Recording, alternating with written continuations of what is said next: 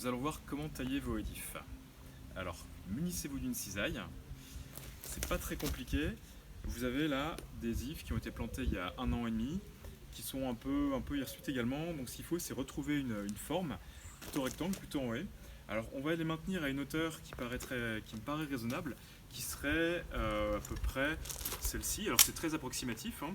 Il suffit de trouver en fait le dénominateur commun le plus bas pour qu'il n'y ait pas trop de trous, mais que ce soit pas non plus trop bas. Donc si je pars là-dessus, en fait vous bloquez vos bras, votre position, voilà, et vous avancez.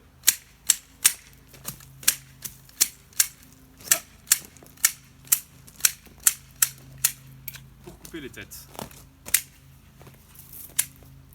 Alors c'est pareil, vous prenez du recul, forcément il y en a toujours qui ne sont pas vraiment faites, mais vous avez au moins un niveau de référence sur lequel après vous pouvez vous positionner pour être plus confortablement installé et tailler les.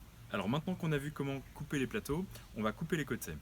Alors il y a deux solutions. La première, c'est vous mettez une bêche ou un tuteur d'un côté des hautes de la haie et vous tirez une ficelle. Comme ça vous avez votre niveau et pour le plateau et pour le côté. Là on l'a fait un petit peu je veux dire à la professionnelle, en prenant un point de référence, en mettant la cisaille comme ça et en coupant.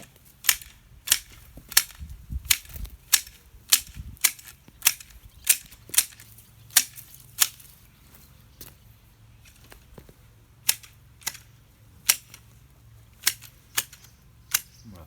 Alors en fait l'idée c'est toujours d'avoir un niveau de base, j'allais dire, que ce soit pour le plateau ou pour les côtés, et après vous affinez. Ça veut dire qu'en fait on fait jamais bien du premier coup, donc n'ayez pas peur de revenir, de retaper un petit peu. Le tout c'est vraiment d'avoir votre niveau et de ne pas faire de trous, pas de taper trop dans la haie. Si c'est un peu trop, c'est pas gênant, mais de ne pas vraiment faire de trous. Après, là encore, ne vous inquiétez pas, c'est du vivant, c'est de l'if, donc ça va repousser l'année prochaine. Si jamais vous vous trompez, vous ferez mieux l'année après.